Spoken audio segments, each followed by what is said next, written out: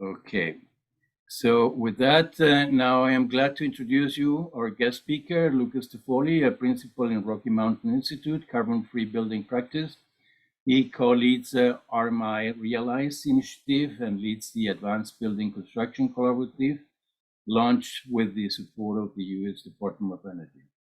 The collaborative brings together and catalyzes the collective efforts of diverse range of emergent and incumbent building sector shareholders. It works to accelerate the uptake, scaling, and mainstream adoption of advanced building constructions, ABC technologies, and other innovations for new construction and building retrofits that combine energy-efficient buildings, decarbonization with streamlined, scalable, industrialized construction methods, while supporting and leveraging modernization of the U.S. construction industry. The collaborative mission is to drive ABC in service of a decarbonized U.S. building sector by 2045, while improving affordability, resilience, and equity. Lucas holds a Master in Science degree in Civil and Environmental Engineering, Sustainable Design, and Construction from Stanford University. His prior professional experience spans business strategy, consulting for architecture and building operations, working on 3 continents and 4 languages. Okay, and with that, Lucas, you can take it away. Thanks so much for the introduction, Enrique, and thanks again for having me. Really exciting that you're going to have a presentation on the Finch next month. There's some very cool stuff happening in Massachusetts and other parts of the Northeast on new passive house construction. There's some good data both in Massachusetts and in Pennsylvania showing what you were just saying, Enrique, a very minimal incremental cost to building multifamily housing at a passive house level, provided that you have a team that's bought into it and that is really aligned around those objectives. So I'm excited for all of you who will be attending that session next month. So today I'm going to be talking about the retrofit side, specifically this concept of advanced building construction, or ABC, for decarbonization retrofits. And there's really a huge need, but also an opportunity for these ABC retrofits across the country, and especially in cold climates like in New England and places like Vermont. So what does that look like from a data perspective? Again, there's really a massive need for whole building decarbonization retrofits. So these are retrofits that include mechanical, heating, cooling, ventilation, but also efficiency and envelope measures. And what you see here is an output from a forthcoming report that the Advanced Building Construction Collaborative team, together with the Department of Energy and the national labs, have been working on for a while. And what we did was we performed a nationwide building stock characterization assessment of essentially the entire US residential building stock, single family and multifamily. We characterized all of the housing units. There's more than 100 million of them, based on certain typological factors and systems.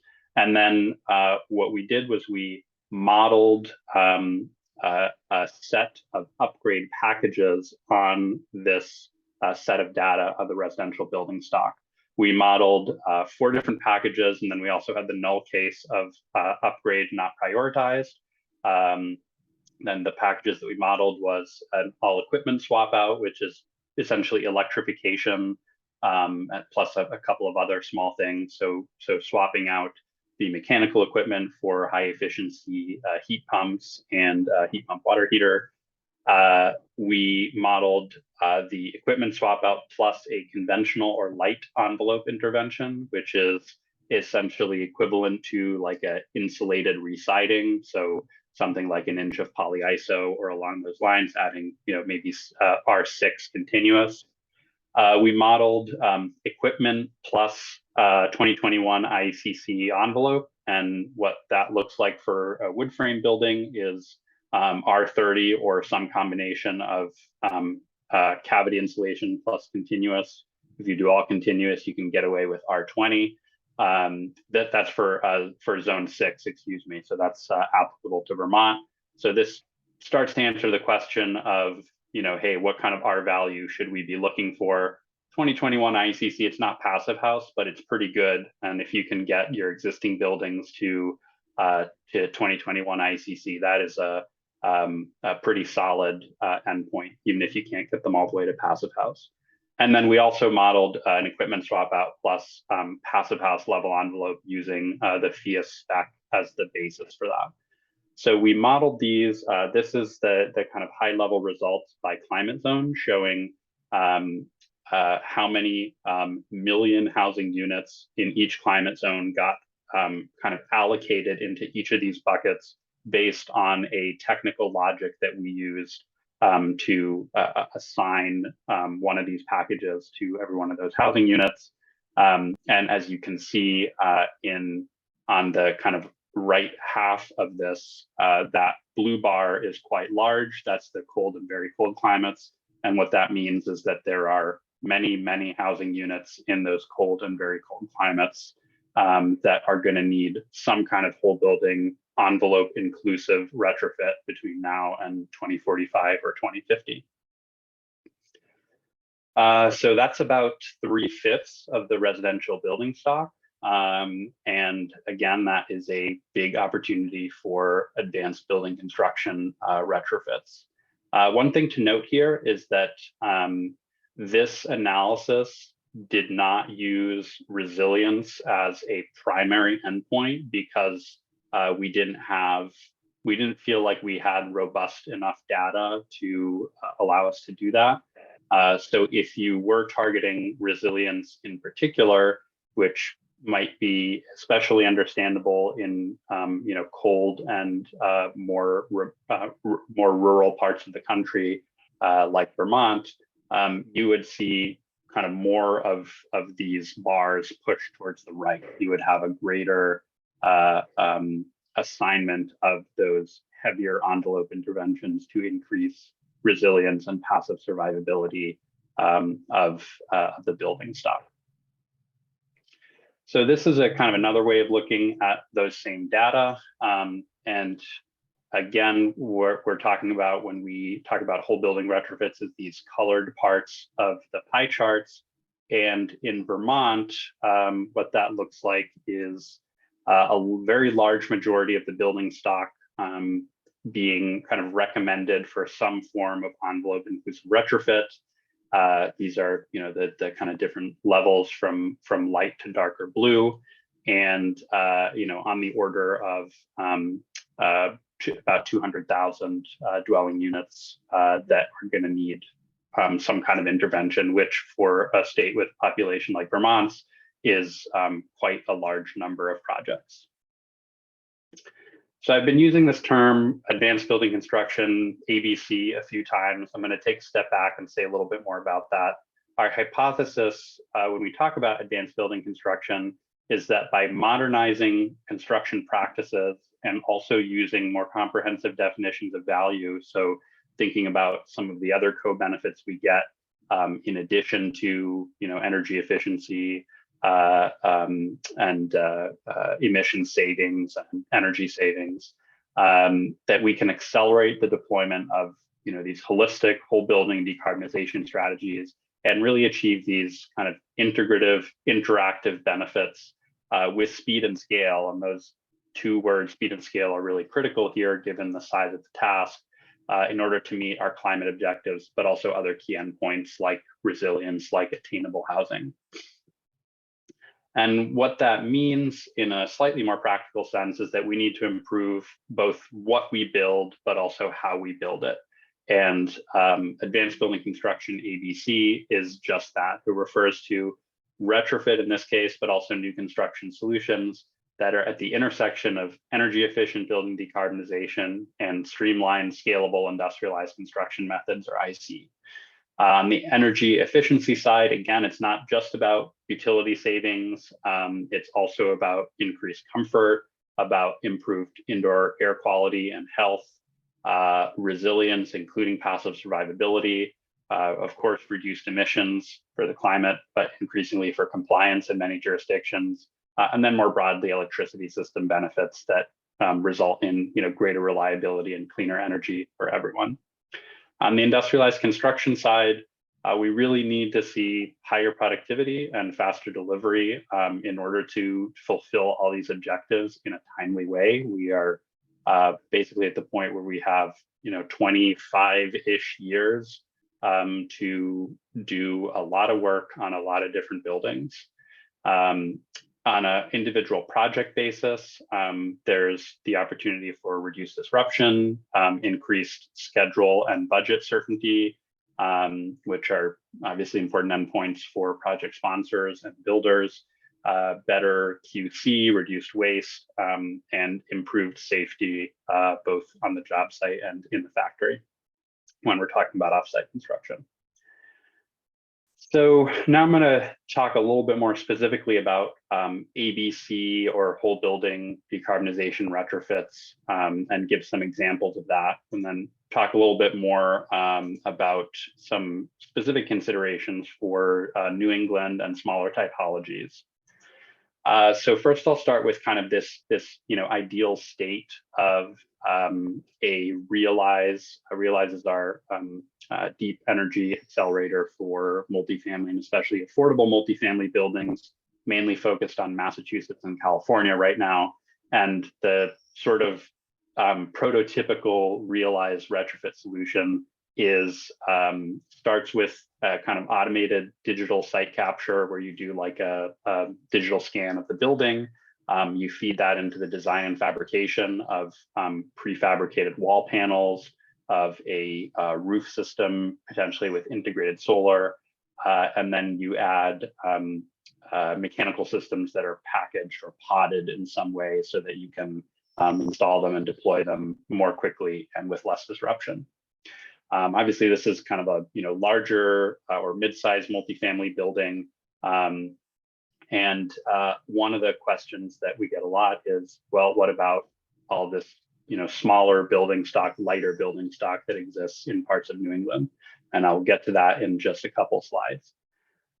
So starting kind of from the larger side with some actual project examples, this is one that we are working on in Massachusetts with POA. The Preservation of Affordable Housing is the project owner sponsor. Onion Flats Architecture is the kind of consulting architect, and has done the feasibility assessment for this. And here what we're looking at is a prefabricated overclad envelope retrofit system, where especially these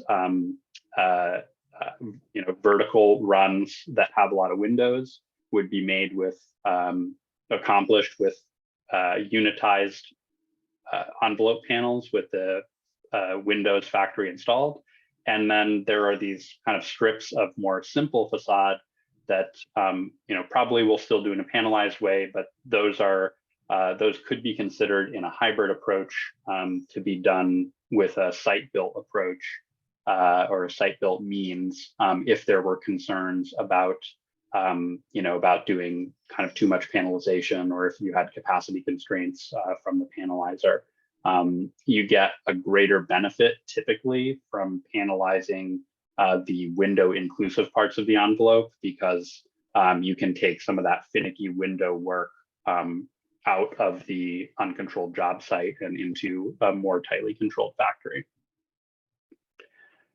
Going a little bit smaller, this is from the other side of the country in California. This is another Realize project from our Realize California team. And this is, kind of a low rise typology that's pretty common in California. And they are looking to do both a kind of energy efficiency and electrification upgrade, but also to achieve a pretty substantial, in my mind, aesthetic upgrade to these buildings as kind of a byproduct of this. And one of the reasons why I show this example is that in California, there is a big concern around seismic requirements, and that means that when you're doing overclad retrofits, you have to be really mindful of weight. And so they are looking, very closely at the pounds per square foot for the panels, the overclad panels that are going to be used in this project and other potential projects in California. All right, coming a little closer to home and looking at the typology that maybe looks more familiar to many of us from New England.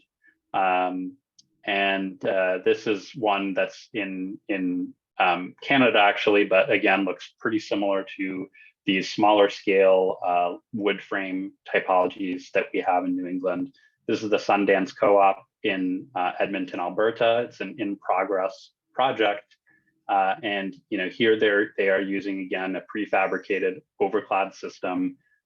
They're factory installing windows and doors, some of the cladding.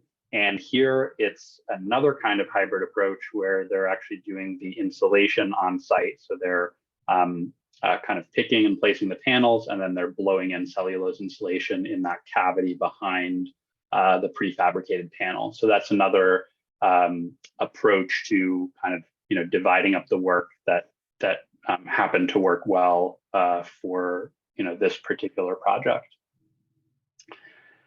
And this is kind of a quick energy analysis of this project, where there's the expectation for very substantial emissions reductions, as well as adding solar to get an even greater reduction of emissions, and obviously a very substantial energy efficiency gain. So this project is going to be, I think, a pretty interesting example for, what can we do with all of these townhomes and, triple deckers and single family homes that, maybe are not as appropriate for those kind of, heavier types of panelized approaches, but there is still the opportunity to do this industrialized approach or an industrialized approach for this kind of typology. I'm going to show you now an example that is likely not to be industrialized, and this is going to highlight some of the challenges that sometimes come up with these smaller typology buildings that, again, are common in New England. This is a Boston area project. It's in Allston, which is one of the neighborhoods of Boston. And these are it's a development of duplexes that's more than 100 years old. So it's a lot of these duplexes kind of attached together. And this is another one that RMI our Realized Mass team is involved in, along with Onion Flats. And the team looked at the possibility of a panelized retrofit for at least parts of this project, at least some of the larger, simpler areas of facade. And in the end, it looks like at least our current proposed approach is that we're going to go with a site applied retrofit solution. And part of that comes down to a lot of these tight details and small spans and different angles and tight changes in geometry, especially along this front facade. But also, as you can see in the back, there's a lot of kind of tight spaces to work in. With this project, this site being a pretty old one, there are also issues with code compliance and bringing up to code, not on the energy side, but on the kind of accessibility and building code side. For example, you can probably just see from the Google image that these are like a straight run of steps for the stoop with no landing, obviously not compliant with current code. So in the bottom middle there, you can see one of the potential new entry schemes that were developed by Onion Flats to try to address this. But of course, what this means is that we have a lot of different things going on in a very tight space without necessarily large areas of envelope that can be addressed with kind of prefabricated panels. And that is one of the reasons why this project was pushed more towards site applied means. There's still the opportunity here to do some amount of prefabrication. For example, we could do like prefabricated window bucks, so that the new window unit has some amount of prefabrication done. And when those arrive on site, the installation of that into the new kind of site applied insulation and envelope system is more straightforward and less error prone. So even in situations like this, there's the opportunity to incorporate some form of offsite or industrialized construction into the process to get efficiencies. But I show this example in part to say, we see a really great need for industrialized construction and a big opportunity for it. But it's not a hammer, thinking that everything is a nail. There are some projects that are more, or less appropriate for those kinds of approaches. And it's a question of, balancing the considerations. In this project, we're also excited to potentially use carbon storing wood fiber insulation in some parts of the envelope. So that will help to potentially have this retrofit be net carbon negative from the very beginning, even before we have the ongoing operational savings from the energy efficiency and the electrification. And that's on the right side of the bar chart here. You can see there's that kind of upfront carbon savings from those carbon storing insulation materials if we're able to use those.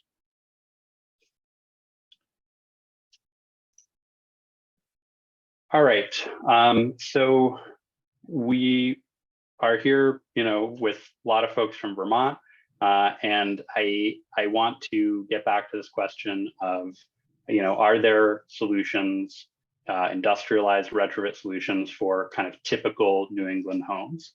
And the answer is yes. There are cold climate solutions either under development or being demonstrated or already demonstrated for smaller building typologies that are common in New England, including low-rise wood-framed housing, whether it's triple deckers, that's what I grew up in the Boston area, whether it's single family housing, whether it's townhomes or duplexes. We all know there are a lot of these in New England, and a lot of them are frankly older stock that could really benefit from an energy retrofit.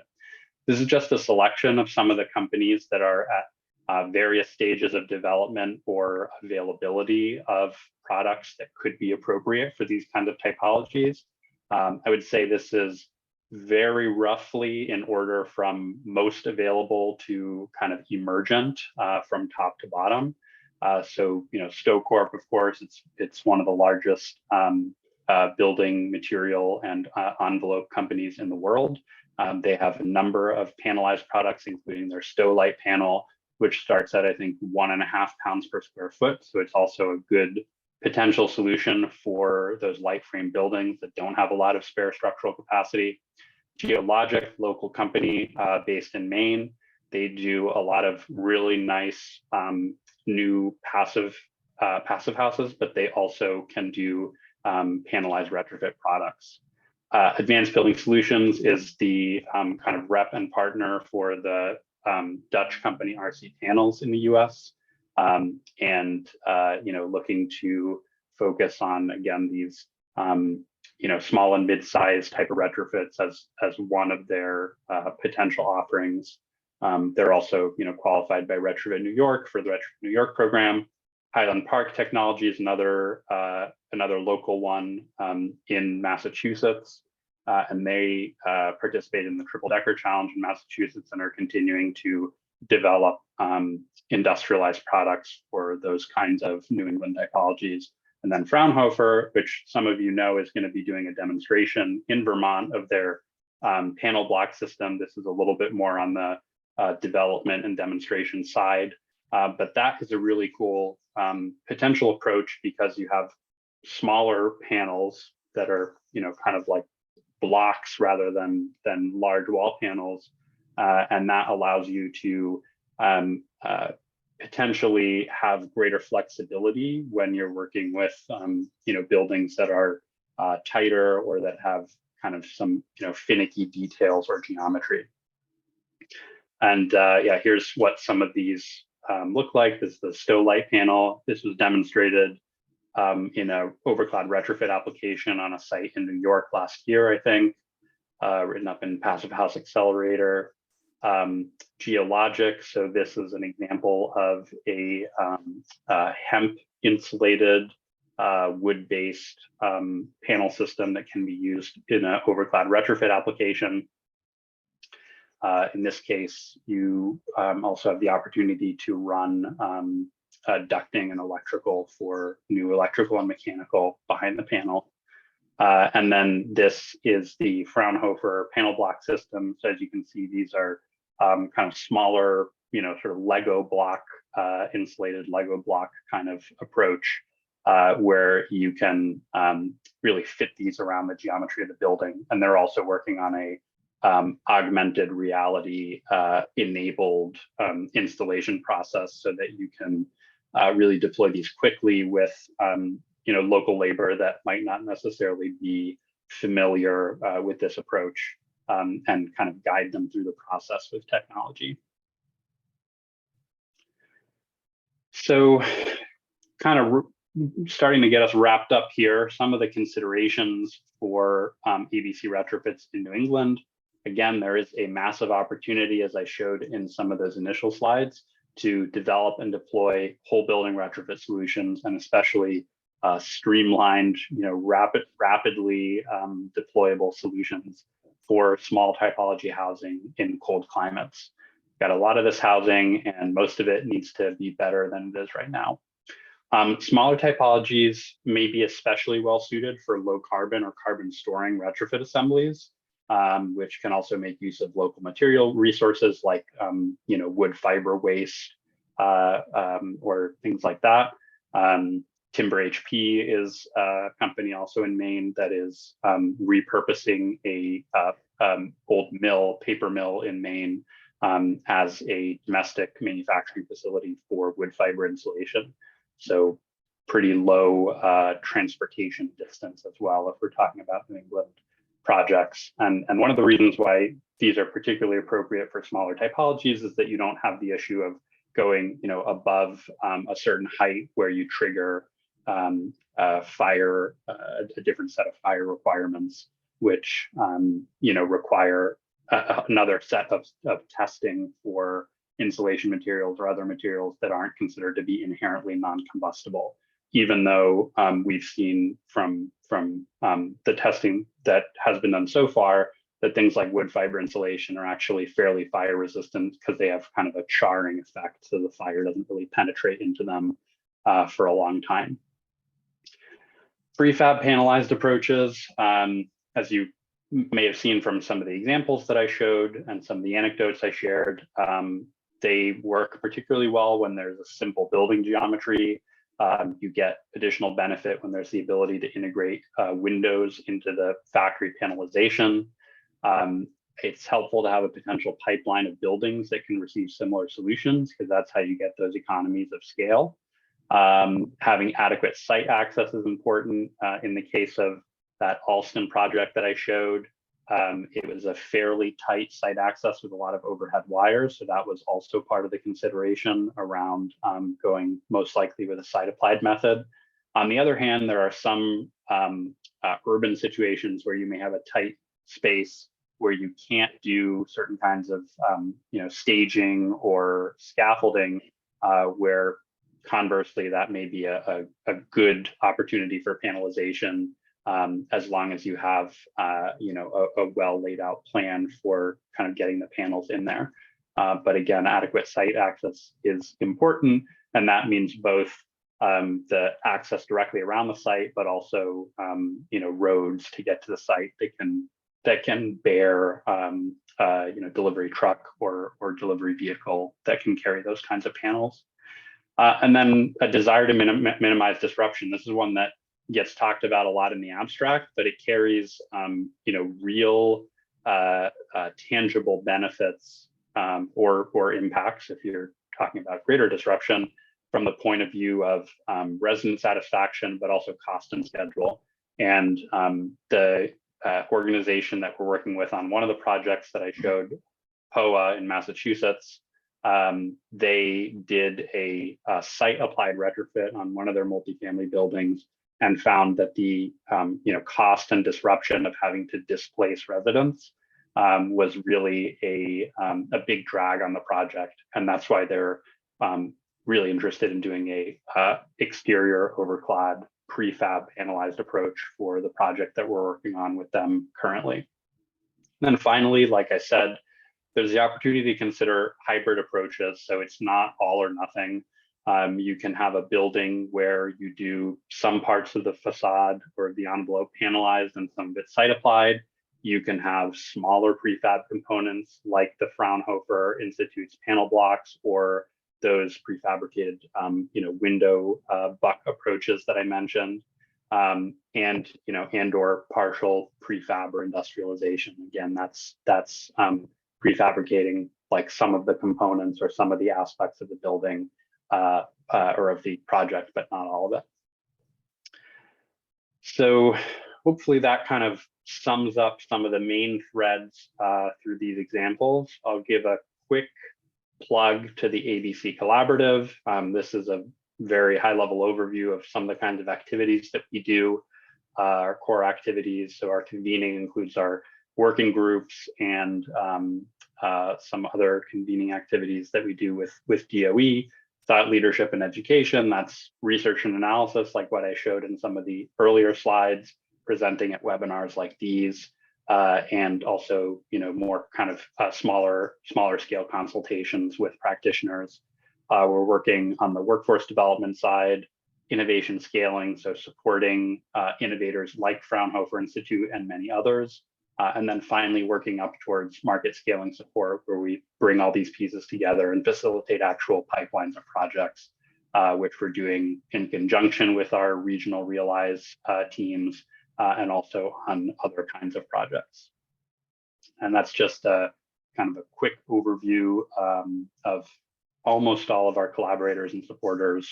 Efficiency Vermont and VEIC are in there. VEIC is actually part of our core team.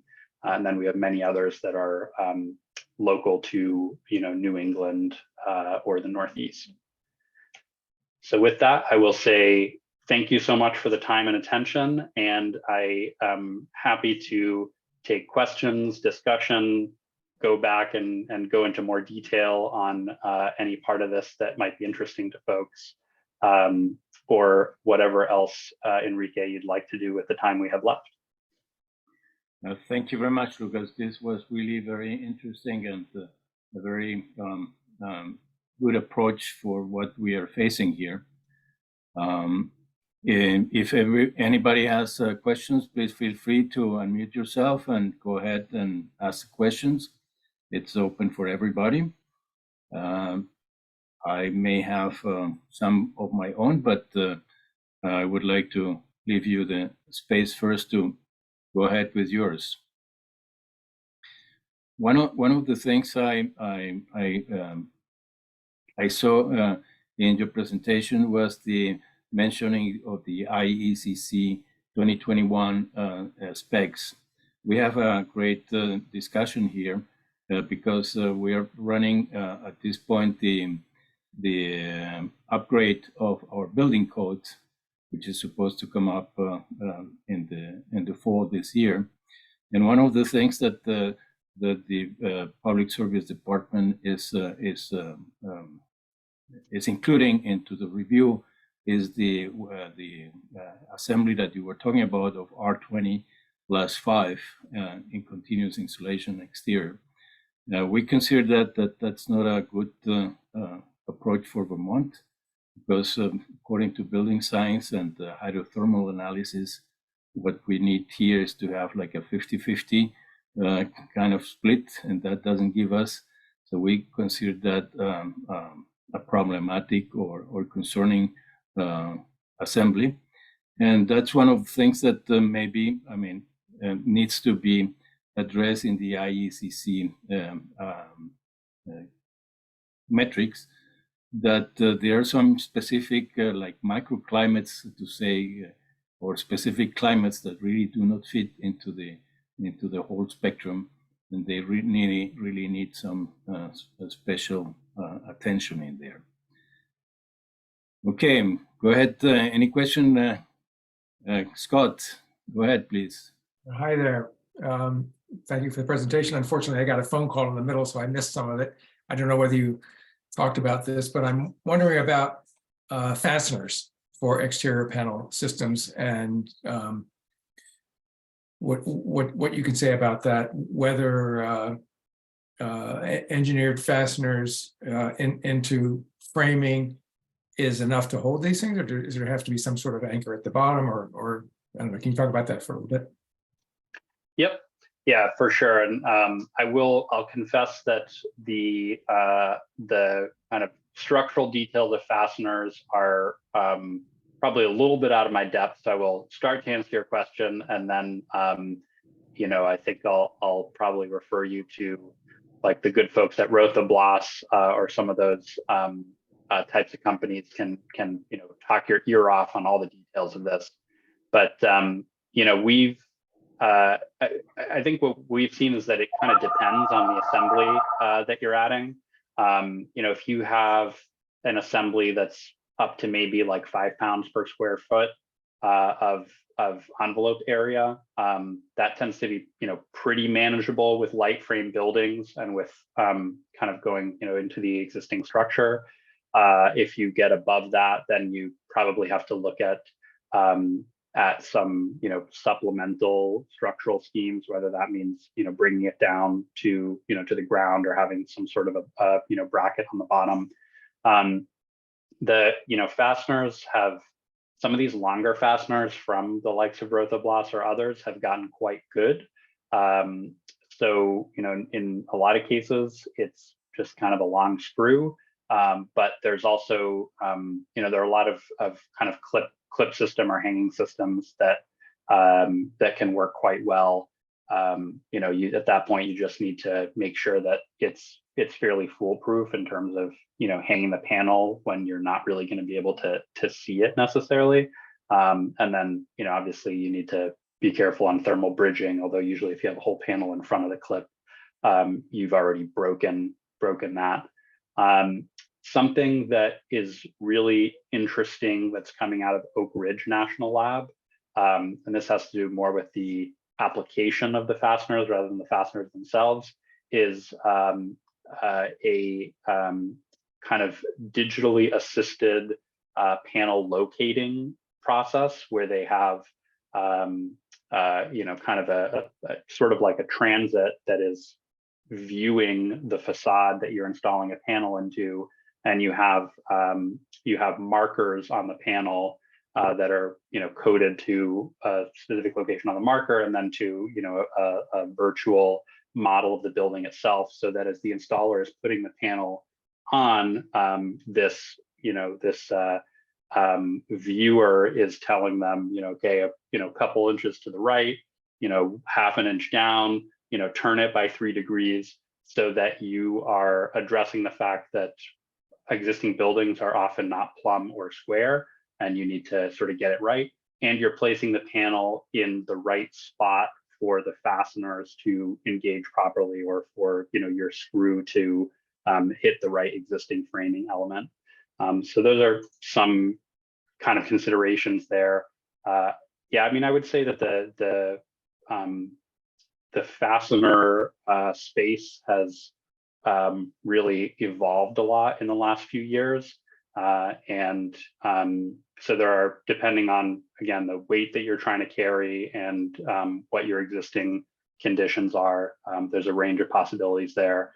And then for things like, porches or other, exterior junk, there are now, thermally broken kind of structural interfaces that you can use if you want to kind of retrofit that, keep the exterior element, but break the thermal bridge that those traditionally represent.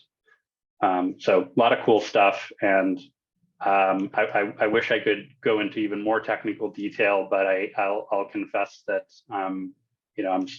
I get to the kind of to the edge of my specific knowledge on fasteners there. Okay, well, that helps. Thank you.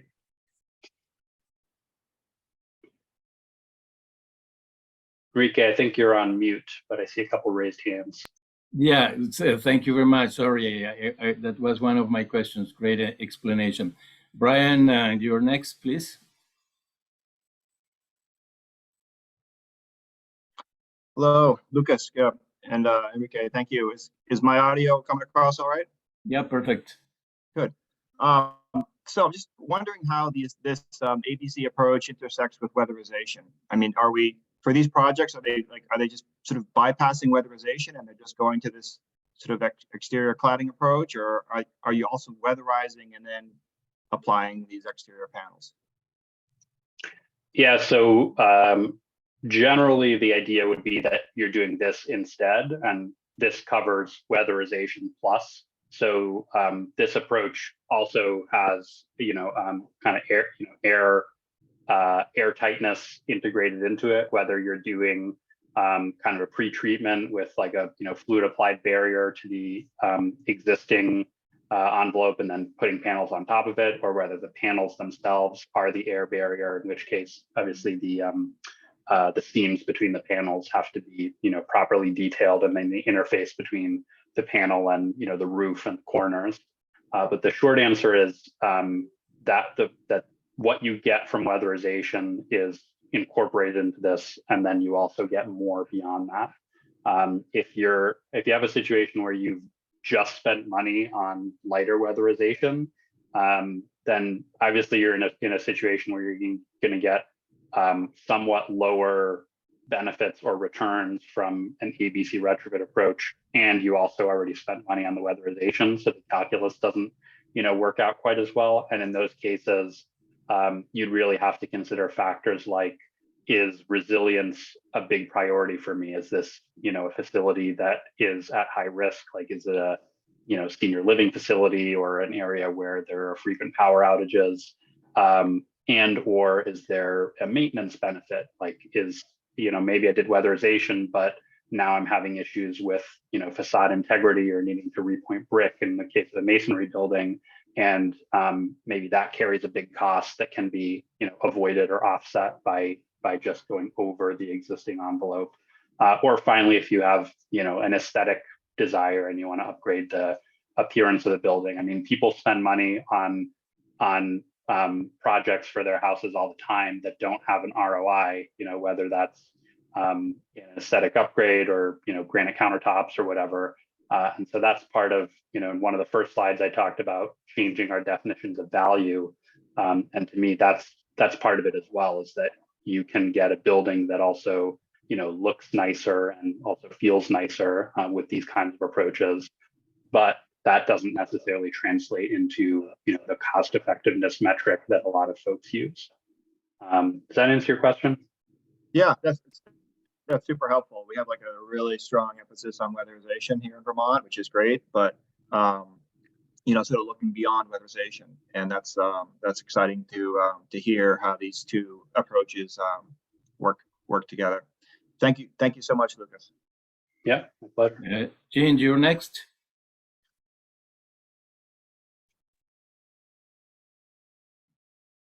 Go ahead, Jean. Hi, Lucas. Enrique, thanks for that. Building on what Brian was saying, would love to hear a little bit more about EUI goals. Looks like you've been, most of these projects have been aiming for or achieving somewhere in the EUI of 25. And along, I've been thinking a lot about the energy retrofit and weatherization question and wondering, how far do we need to go to be able to fully electrify our buildings? And, is 25 the target we need to hit for our climate? What if, it seems like this kind of project, the cost of it compared to weatherization is pretty high. So, can we fully electrify with just weatherization? So getting into some of those, would love to hear a little bit of your response. Yeah, no, it's a great question. So yeah, as you saw for a couple of the examples I showed that are more on the kind of deep side of energy retrofits, you're right that the model target was on the order of a 25 kBTU per square foot EUI. And, I think that is, we don't have a hard and fast target. We tend to, look more at what are the potential measures and where does that get us for a particular building? And it can obviously vary somewhat based on the existing conditions, and obviously then the actual use of the building introduces a lot of uncertainty. So I would say that is 25 is a pretty reasonable, target for like a really well-performing building. One of the things that that research showed, that I showed in the first couple of slides, is that you can mitigate a lot of the issues around electrification without going quite that deep. And that is more true in milder climates, of course. So, you might, I'll pull that up again as I talk through this. Let me just get this shared here. So, here you can see obviously in some of these milder climates, like the the yellow and the brown and the aqua color, those tend to get a lot smaller comparatively when you get to these deeper retrofit interventions. And even for a lot of the cold and very cold and mixed humid, there's a lot of buildings in those areas that either because they have some existing insulation or efficiency measures, or for other reasons, they can kind of get away with a less than passive house level of intervention. Again, I'll throw in the qualification that we were not looking at resilience as a main endpoint here, and that is increasingly something that is seen as of value for project sponsors or program operators, but understand that in some cases that carries an additional cost. So the short answer to your question is that based on our modeling and our kind of logic approach, a lot of the concerns around electrification can be mitigated with a less than passive house level of intervention. And those concerns tend to be, am I going to put in a heat pump and still be uncomfortable because my building is uninsulated or not airtight? Well, if you give even some insulation plus airtightness, that is a lot better than nothing. And yes, on the worst days, or if you're really susceptible to drafts, it's not going to be as good as a passive house level of envelope, but it's still going to make a big difference in terms of comfort, in terms of not having the heat pump running all the time, in terms of containing those energy bills, which in high spark spread states, obviously electrifying heating can actually lead to higher utility bills, unfortunately, under some of the current utility rates. So that's one. Another one is electrical service sizing. So one of the logic points that we went through here was, okay, what is the level, if any, of supplemental resistance heat that would need to be built into the electrified system? And does that put us to the point where we're likely to need, a new 40 amp 240 breaker, and maybe in that case a panel upgrade, and maybe in that case a service upgrade. We also looked at ductwork for buildings that have existing ductwork. So is the ductwork size such that, or is the heat pump, given the efficiency of the building post retrofit, is the heat pump going to be sized such that you can reuse the existing ductwork without having to upsize all of that and tear everything out? So those are some of the kind of criteria that we looked at in applying this retrofit package assignment logic. And again, what we found was that in a lot of buildings, I love passive house, and I love the Finch and some of those other new construction examples where we're really getting there, that they're cost competitive on the new construction side. I'd like to get closer on the retrofit side, but obviously retrofit is a little bit more of a challenge.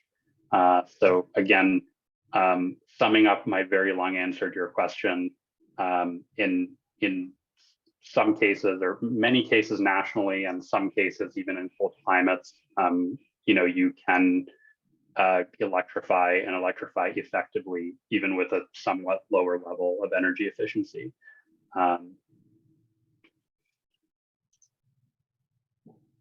Great. Thank you. Thanks. Yeah. That answers your question, Jean? I think so. One of the things that was interesting in the analysis that Massachusetts Energy Commission did was in focusing more and relying less on the EUIs and focusing more on the thermal EUIs. Because if you take in consideration the whole EUIs of the building, the thermal part gets kind of diminished in there. And that's probably one of the ones that causes the most impact on the development of the grid for renewables. And that's one of the reasons why in Massachusetts, the 6 cities, including Boston, are mandating now passive house for new construction on 12,000 square feet and above. Evidently, I mean, for retrofits, that's a lot more difficult to get, but definitely, I mean, lowering the loads on every building, it's a great step to really electrify in a way that the development of the grid can handle it. Yeah. One, you mentioned also the quickly the pods there. Is there has there been any analysis on including ventilation and refrigeration or heating through the panel, the prefab panels? That because in some parts of Europe they are doing that already, incorporating the whole pod system within the panels. Yeah, so there's a few different approaches that are being looked at.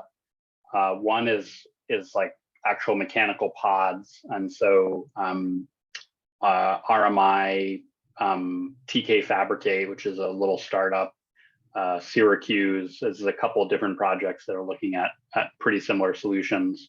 TK Fabricate is one of the startups that's working on these kinds of like packaged mechanical pods. So in that case, it wouldn't be like physically integrated into the envelope, but it would be part of the retrofit package. And you have this, prepackaged, prefabricated pod that has most of your mechanical systems. And that gets sort of attached to the building when you do the envelope retrofit. And then, you kind of like vent it in or pipe it in. So that's one approach where, again, you're streamlining the mechanical piece of it and then the interface. There are some relatively new kind of advanced PTACs, you might call them, like the Epica system, for example, where that can be installed in a minimally intrusive way in conjunction with an envelope retrofit, and with kind of minimal penetrations.